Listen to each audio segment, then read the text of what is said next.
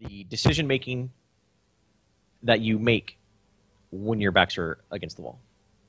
Definitely. We do see Cursed Hollow being picked out, so Team Blaze is going to automatically ban Lost Vikings there, which is one of those that you want to make sure is banned on Cursed Hollow of all maps. We do see Brightwing being banned as well for that global presence. They don't want to have to worry about Brightwing being out in the middle of nowhere and being like, okay, guys, I'm in this team fight too, by the way. And then Sylvanas being picked up immediately. Now, what I want to see, what I would love to see here from Goon Squad, either a Zeratul. I would like to see a Zeratul being picked up here. I think that's what we're going to see. And then somewhere later in the draft, an Abathur. There's a Jaina. Now, does that mean they're going to get a Zeratul? They've done this before. They get Jaina, they get Zeratul. They've done it so many times thus far in this tournament. They're taking their time a little bit here, trying to figure out what their second pick is going to be. They're one win away from winning $100. Yeah, man. Be pretty hyped about that. I mean, it's only 20 per person, but still, $100 is $100. Dude, that's like a pizza. It is a pizza. Delivered to you. They essentially have won the experience of sitting and making someone else bake them a pizza, drive it to their house, and hand it to them. That's amazing. That's worth a tournament win. Okay, they aren't going with the Zeratul this time around. They're going with the Illidan, which is a similar strategy, similar mindset. But the Illidan and Zeratul kind of have different playstyles. But we saw this happen last time, too, where they banned out both supports. Yes, this is true. You're right. So they picked up Uther here. They could pick up Rhaegar as well and then ban out Malfurion. No, they're not going to do that. Okay, so Goon Squad, assuming Rhaegar doesn't get banned here, I think we're going to see Rhaegar picked up for Goon Squad. Yeah. I definitely think so. I mean, Team Blaze may or may not ban out the Rhaegar if Goon Squad bans out Malfurion, which I hope they don't. But we see that Team Blaze picked up the Uther and the Anubarak, so Divine Shield isn't going to work with this composition since it's already been selected. I don't know, man. It's a tough choice. What do you think they're going to ban? I mean, Team Blaze thus far has a very well-rounded draft. They have a good warrior. They have a good healing support. They have a good damage dealer. It all depends on what they also want to get themselves. They still need a healing support. They still need a warrior. They're getting rid of that Tyrael. So once again, this is something they've done before. They don't want to deal with the big the Brawl brothers of Anubarak and Tyrael. You know, Judgment on top of a Burrow Charge with a Locust Swarm or a Web Wrap is just such a strong initiation combination. That would make Jaina's life a living hell. They don't want to deal with that. Banning out the Tyrael, and I really like that decision. It's a great idea.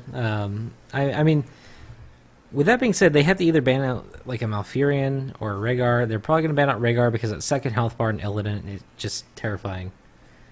He won't die at that point, and it's like, hey, we just blew everything on Illidan, and he's still alive. What are we going to do? Yes, exactly. They do have the Sylvanas at their disposal, and if Sylvanas can land a good Wailing Arrow and follow that up with a stun from Anubarak or really any sort of burst damage on, they can really blow up the Illidan. Or on his healing support, whichever one it's going to be, and we're going to see what that is going to be in a moment. I think Rhaegar is the go-to ban here, personally, unless they are afraid of Malfurion. I don't know why they'd be afraid of Malfurion. I think Rhaegar is definitely the support that Goon Squad will be picking almost for sure. Not entirely 100% on that, but I think Rhaegar would be the more traditional support to go with. And with that being said, I would like to see it banned out here from Team Blaze. They might be afraid of something else, though. I'm pretty sure they're just thinking, like, hey, guys, what is it? Like, I've said this before, but what is it that we can ban out that would prevent Goon Squad from doing the composition and their objective? And they're going to ban out Kael'thas. Because it could have worked out really poorly for them, considering if they had taken Kael'thas, they would have been able to get Rhaegar as well. They would have had Jaina, Illidan, Rhaegar, Kael'thas, and then picked up, like, a Muradin or something else for that final round out. Brutal. Yeah, so that would have been super brutal. I actually, now that I see that, I like the Kael'thas ban a little bit more because I was saying the Rhaegar would be a more traditional response with the Illidan, though the Illidan and Rhaegar synergy is great. It's a strong synergy. It's tried and true. We've seen it win games. We've seen it win tournaments. But a synergy that I think would be even more powerful then a Rhaegar would be the Jaina, Kael'thas, Malfurion synergy. Those three together, the whole of those guys is much more than an Illidan and a Rhaegar. So I actually really like that from Team Blaze. A lot of insight into this draft, taking that out of the consideration, and now I think we're going to see the Rhaegar pickup and +1. There's the Tassadar, Illidan's best buddies coming in here for Goon Squad. Definitely. I mean, there is the potential for an Abathur. An Abathur at Illidan. That is true, you're right. It's freaking terrifying. But we do see the Rhaegar round out with a Rhaegar. So, Rhaegar again. That second health bar, man. Just throughout the history of this game, second health bars have won so many fights. It's absolutely ridiculous. Yeah. I mean, before, like, Tychus isn't this way anymore, but before you could kill... Well, you could kill Tychus now in his Odin. Like, you just eliminate the health bar and he's dead. Before, Tychus would get down to 1 HP, pop his Odin, go back to full health. That they had to change that because it was just too strong. If Tychus was, like, first pick, first banned, I would say easily like 95+% of the time in North America. It was so good. Did the draft just bug out on anybody? I'm just waiting on it to finish up. I get 3 more picks. Okay. Okay, there it goes. Sorry, it said both teams were offline for me. Okay, so they're picking up a Murden, the double Warrior brothers coming in here for Team Blaze. And to round it out, I would like to see a Vala here. I think that would be good. They could get a Zeratul, but that'd be so much melee. A Murden and an Urbrak and a Zeratul. And, you know, doing that against a Tassadar and Illidan, I actually don't think Zeratul would be a good pickup here at all. I would like to see a Vala, possibly even a Zagara as well. You know, I think that would be good consistency. To be honest, it almost feels like Team Blaze was like, hey, we're going to take Murden so that you can't have him. That's true. Because at this point, you look at it, and it's like, okay, they didn't have Murden. They already had a Nubarak, so they already had a decent front line. They had Uther as well, so they have a lot of melee. They have 3 frontliners, and they have Sylvanas and Tychus. So 2 really squishies, or 3 really squishies, because the Nubarak isn't really that tanky. And then we see him round out with Joanna. Okay. So it just seems like Goon Squad is going to be super aggressive once again, like we said before. Yeah. They have some decent aggression. They don't really have a really strong roaming combination, though. This is the first draft I've seen them draft, I think today, where their early game lanes are going to be fairly static. You know, they don't have a Kerrigan, anything like that. They don't have a Zeratul. So they're sticking with some static lanes, but they're very strong lanes nonetheless. Tassadar's a free lane. Johanna is such a presence in the lane. She can just, you know, take you out of the team fight with Condemn, Snaria, and allow Jaina to drop a big two-wave Blizzard on top of Kona Cold. So their lanes are very static. Over on the side of Team Blaze, their lanes are a little bit static as well. A Nubarak can kind of float around, but Murd and I mean, they really don't have any strong duo roaming composition. So if that being said, I think they're going to stick with the fact that they have a Sylvanas and cater to the strengths of Sylvanas, which is pushing in a lane. So I think we're going to see Murden in a solo lane, maybe a Nubarak in a solo lane as well, with Ufer, Sylvanas, and Tychus, more than likely ending up in whatever lane the boss goes to. Definitely. I love seeing the composition coming out here from Goon Squad. They're like, okay, guys, what do we need? What do we need? Tank? Okay, Joanna, got it. Yep. Let's do this. And I actually like the Tychus pickup here. The last time we saw him, I was like, I don't know about him. You know, he got the laser drill and everything. But this time around, because there's an Illidan on the other team, I like the Illidan because Overkill goes through evasion. Grenade Toss goes through evasion. The laser goes through evasion, assuming he wants to go to the laser. I think laser wouldn't be bad this time around because of Curse Hollow, because the team fights are kind of dictated by the curses. And obviously, you've got to kind of contest them. So laser wouldn't be bad here for Tychus, but Odin is never a bad call. Either way, I like this Tychus pickup. I think it's an effective pickup, and it's going to be a very effective tool in helping deal with Goku's Illidan.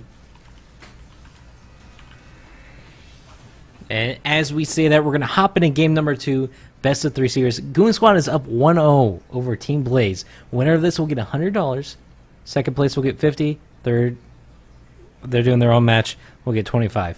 We won't be casting that one, unfortunately. We do post all the replays for everything that's been casted on our YouTube channel. The admins will actually link that in chat here in a couple minutes. But aside from that, I'm excited to see what these teams can do in this game. Should be pretty cool to see. All right, ladies and gentlemen. Team Blaze, their backs are up against the wall as Goon Squad has the 1-0 advantage for them. And they are going to be on the left side of your map. Boss Floss once again playing the Johanna. Hosty playing Jaina. Or I'm sorry. Yeah, Jaina. Goku on his signature hero. That Illidan. Rhaegar is being played by GetUp. And last but certainly not least is the feta cheese-inducing goat on the Tassadar. And on the red side, we're going to have Rafflecopter on that Tychus. Going to have a Nubarak being played by Claudius. Tugganuts on that Murden once again. Sylvanas played by Cure. And D-Noob on the Uther. So, as we can see, they're both going to split up and go for their vision towers. It's something that you really got to get right off the bat. Make sure that the other team can't grab it ahead of you. Because, again, it's one of those things, just like any other, like, RTS, like any RTS game or anything like that, you want to have that vision. Vision is key in these maps. Even in League of Legends or anything like that, you see that Century Wars are amazingly good at disabling the aggression from opponents. So, lanes are taking shape. There's that strong Sylvanas lane. And it looks like they're putting Tychus up solo in the top lane, switching it up with the Nubarak. But nonetheless, they still have the Uther and the Sylvanas. So we're going with some static lanes for Team Blaze, but man, it is strong. That top tower is already down to 3/4 HP. They might get themselves the first tower within just a couple first minutes of the match. Meanwhile, up on the top lane, they actually did a little bit more damage than that of Sylvanas, something you don't see very often. So this is going to be kind of a little bit of an early game base trading situation, and we're going to see who comes out on top. Claudius was in quite a bit of trouble there. Almost got taken out by the Tassadar by himself. He's actually located behind the wall. Goku's actually up here in the top lane. He's going to be able to take out this tower pretty quickly, along with his friends of GetUp and Hosty. So the two towers are going to be going down bottom lane. Two towers, just one. We're not quite yet to book two for that of Goon Squad. Only one tower going down. Second one is out of ammunition at about half HP. And I think inevitably they are going to get it. Just one more strong push they're about to do will get it. Meanwhile, mid lane, that's kind of boring. Back in the bottom lane, the fort already under siege just 2 minutes into this match. Can't keep up. I'm having to switch back and forth, Making everyone go is going to go down really early on, and I just lost man, my that vision. is huge. Alrighty. That is huge right there, D. Not only did they get the kill, they're denying the lane soak. It's going to allow them to get a fort early on. And Team Blaze, great start thus far. They almost have a level and a half advantage with only one kill on the board. So they are looking great here, man. Definitely. It's going to be really, really difficult. Like, we saw this before, actually, where Goon Squad was on the heels, like, during the early game. But it seems like they turn around in the late game because they feel so much more comfortable having all those talents, being able to use all their abilities effectively the way they want to use them and not have to worry too much about it. First tribute of the match spawning right here in the bottom lane. Level 1 advantage already in the hands of Team Blaze. It's not a talent here, but it's still important. Nonetheless, looks like we're going to have Tychus and Illidan duke it out in the top lane while these guys duke it out for the tribute.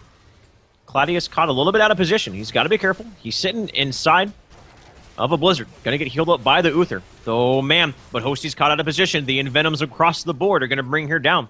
And that's going to be the second takedown. Going the way of Team Blaze. Continuing to push their advantage.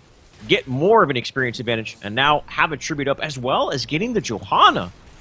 Man, they are doing well. We saw this last time, too. They actually are going for the Reverberation talent, which I've talked so much about, and they're getting that melting point as well to do additional damage. But Rafflecopter's in a big world of hurt here. He might actually go down, and it looks like he's actually going to be... No, Goku's actually going to be able to take him out pretty easily, but he gets taken out as well. Going a little too ham there. Yep, hubris is going to lead him to his death. He got the kill, but went down as well. Level 7 is here. 14 Blaze. Taking a look at the talents here. We're seeing Cleanse come out from Uther. Murden going with the Piercing Bolt. I like that decision. Sylvanas, the Unstable Poison. Kaboom, go the Creep. Tychus, go with First Aid. Leeching Scarabs on a Nubarak. Pretty much standard stuff across the board. And we do see, of course, Tassadar picking with that Promote talent, which again can put quite a bit of pressure on the lane, especially when it's pushed out as far as it is, and they're already missing that fort. So it's a good thing that they're able to have that additional pressure from the promoted minions. So right now, Team Blaze, this position of this tribute definitely favors him. It's a little bit closer to the base. But there's the piercing bolt coming into effect. Goat is under a lot of damage. He is going to throw a shield up onto him. A stun coming in. He needs a dimensional shift. He can't. The stun lock too hard from Team Blaze. And once again, they get the first kill in this team fight, which is going to net them yet another tribute, yet further advantage in the experience department. Now they're going to fall back, see if they can get some mercenary camps. Looking like that's what they're going to do. Make those bruisers go down to mid lane, get some pressure in mid lane, maybe get those towers down, and try to get level 10 before the next tribute. Something they got to push for is they got to get that level 10. They like we've said before, Goon Squad has really great early game aggression, but I don't think they can combat Team Blaze's very defensive early game to where they know how to, they know what person to focus, they know who to take out, who the most damage is, when to rotate to the next hero when they're backing out, all of that, which is essential to playing this game well. But at this point, they're going to hit that level 10 before Goon Squad, and Goon Squad needs to not let them get this first tribute. As if this happens, they're going to put that much more pressure on all their lanes. This is a tense moment right here, man. Neither team has level 10, so the advantage that Team Blaze has built up with them, unfortunately, didn't translate into a heroic advantage. But Gladius having to use his Burrow Charge defensively. And Team Blaze, for once, for the first time in this match, is actually in a defensive position. Not able to get the fight they were looking for. And now Rafflecopter's got to be careful. Goku's going on top of him, popping the evasion. First aid is going to keep Rafflecopters alive for now. Meanwhile, a little bit to the west, Tug of Nuts is getting really, really low. Holy Light is going to keep him up. A stun on to the Johanna. She is going to be able to use her combat trait, get out of there just fine. They were able to get the tribute. So this means the next tribute, both teams are going to have their heroics. And Team Blaze, you know they got to be a little disappointed about that. Everything that they've done up to this point to get themselves an advantage just kind of went out the window. It really has. Like, they were able to catch up during that tribute. They did hit level 10, and they got... Actually, they picked up Divine Storm, man. We haven't seen that all night. I see. Okay. They are just going all out on taking out this Illidan. Between the Muradin pick, the Muradin and a Nubrak pick, two heroes with hard CC, and now Divine Storm on top of it, that Illidan is going to have a really hard time. Speaking of which, the Ancestral Healing keeps Hosty alive, but can they continue to turn this team fight around? A Wailing Arrow hits into the back line, but again, there's no follow-up from it, though. Oh no, Goku, or that's not Goku, that's a Tassadar. He's going to be able to dimensional shift his way out of there. No one going down quite yet. Here comes Goku, sweeping up from the south to the north. We might be seeing a big metamorphosis. This might be the turnaround that they're looking for. Laser's going to go down. There's a metamorphosis. Then a Nubarak stun is going to interrupt it. Yet, no one has gone down. Still, a big blizzard on top of the gate is going to do quite a bit of damage. But, man, a lot of blows being exchanged in that fight. Not a single person going down. The next tribute is going to be spawning here in just a moment. And that is going to be a pivotal point here. Because whoever gets the next tribute gets the first curse of the game. And if you didn't notice, a lot of people, like, I actually tabbed down there and saw that Illidan was able to grab that tribute during that engagement, and that's why he wasn't there to initiate. And it was a great thing that he did, because if they had actually lost that fight, it would have been really, really detrimental that they got the tribute taken on the side of Team Blaze, because then they would have been escalate their lead as it already was there. But now they're all cut up. So bottom lane is going to be put under pressure by these Siege Ogres. Cure on the Sylvanas is also just kind of showing her face. Being like, hey, deal with these Ogres. Because I'm going to push your stuff in if you don't. And they will respond to it accordingly. And there is the next tribute. Right in, I would say, probably the safest tribute spawn. A very, very wide open one. Next to the one up, mirroring the one up in top. So this is all about positioning. These teams are on even tiers. A small statistic advantage going the way Team Blaze. But right now, these teams are looking for initiation. And it looks like Jaina is caught out of position. There's a Wailing Arrow into Divine Storm. Can they take her down? The Ancestral Healing keeps her alive for now. And as well as the Blessed Shield is able to take away the big umph that came into this fight. And now Goku's looking for the turnaround. Uther's so very low. He doesn't have Divine Storm. He doesn't have Divine Shield. He's going to be the first casualty of finally, in the past 2 minutes, the laser is sitting there, and it is doing work. Goku's going to sit on top of it and go down. A 1-for-1 exchange so far thus far, and it's going to be a really, really close team fight. Uther's Ghost is going to be going away here, so no more heals from the dead man himself. Tug and Nuts is going to try to get on Hosty. Hosty's going to be able to get away for now, but no, there's a Storm Bolt. There's the overkill. There's our second takedown. Going the way of Team Blaze. And it looks like they are going to get themselves a curse. push down bottom lane, hit level 13, and they have got themselves a great foundation going into the mid game here, D. They really do, man. I mean, at this point, they could go for that golem, take that boss out, and have it push that bottom lane. And it's exactly what they're looking like they're positioning to. No, they're probably going to go up and push out that mid fort, try to get it down, gain that additional experience advantage that they need. They already get that talent advantage. They have 2 Burning Rages overall. So they're going to be doing quite a bit of AoE damage. They want to be initiated upon. They don't want to go in. They want to have them come to... Like, they want to have Illidan jump in and basically kill himself. They're going to get Shrink Ray. Shrink Ray is going to be focused primarily, I guarantee it, is going to focus on Illidan 9 times out of 10. Absolutely, man. They are all about just shutting this Illidan down between the Divine Storm pickup, man, and that Shrink Ray and everything else going into this. They really have done a great job at shutting down Goku's signature hero in the Illidan. It's paying off for him, man. They have a 2-level advantage. They got the first curse of the match. All the outlane forts are now down for Goon Squad. So their map vision is very, very limited. And now what we're going to see from Team Blaze here, fall back, maybe try to get their boss, put more pressure on the top lane. And if they get this boss fast enough, they could make an aggressive rotation down to Goon Squads, though. Goon Squad already starting that boss. I don't think that's going to be happening this time around. Oh, I think each team is going to get their respective respective golems. I mean, the boss needs to be pushing down both lanes. If they let one team get both bosses, it's pretty typical to see that team just handily win the game when they have 2 bosses pushing any lanes. Yes. Very much so. Very much so. And this is a situation that Goon Squad was in last time, where up until around level 16, they were behind the majority of the match. They lost some ground, but they never really gave up too much. And the big turning tide was an overextension from Team Blaze that was punished big time by Goku's Kerrigan. Now, I think Team Blaze, as long as they learn from their mistakes and they don't make any big overextensions, they definitely are in a great position to take this series to a Game 3. But we're only 12 minutes into the game. This is still anyone's match. Team Blaze definitely has the momentum, though. Definitely. But here's the thing. You have to think about it.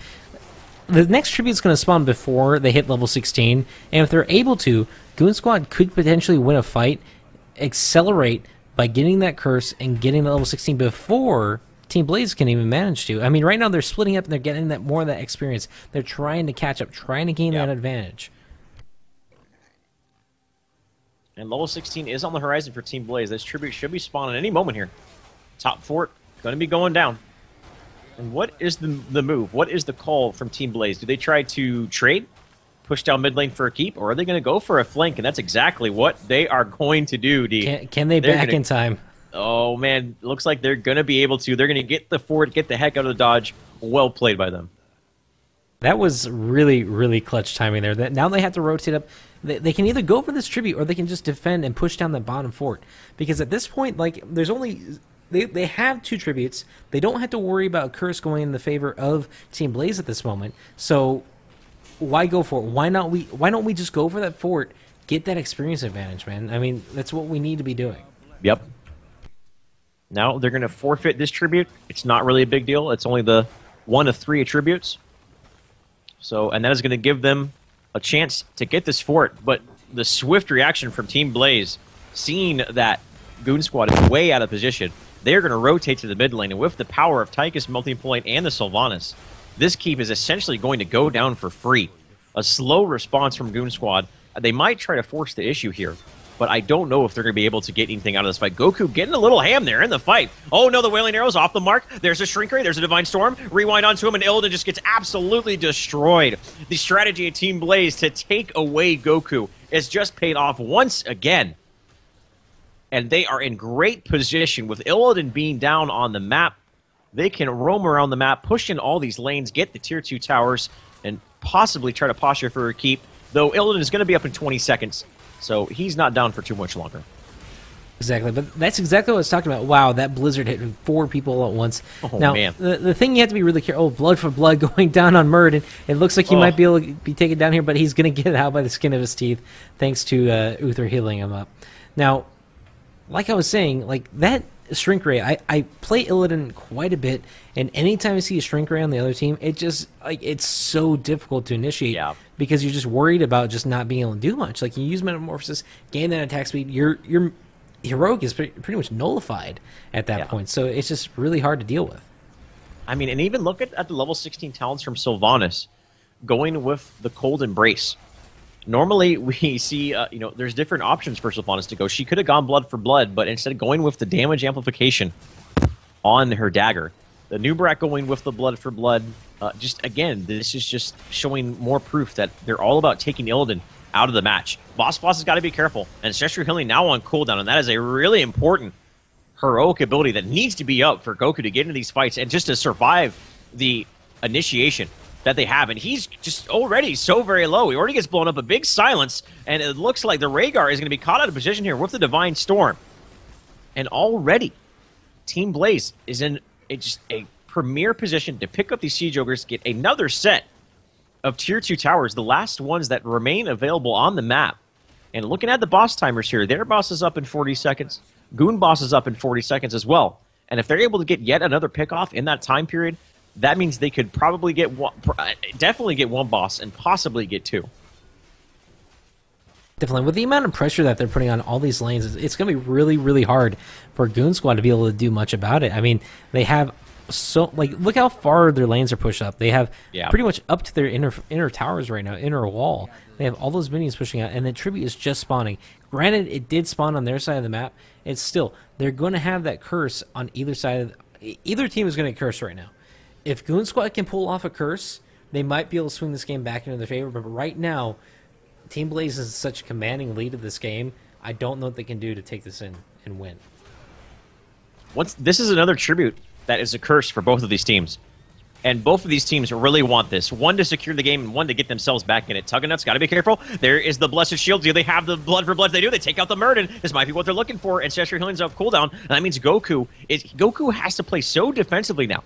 And Goon Squad is making adjustments to their game style. They're not really relying on Goku to just all of a sudden throw himself haphazardly into the team fight with a Rhaegar to back him up. They don't, even with Rhaegar's Ancestral Healing, they don't have what it takes to survive the crowd control and burst for the Illidan. So they switched up their play style a little bit. They switched targets. Goku didn't just kind of go in there. He stayed in the back. Were able to get the Murden. They got themselves a curse, and now they're sweeping up to the top lane to possibly get a boss. No, they've changed their mind. They don't want to be doing that. They're going to go with the more conservative safe bet and try to get some towers and forts.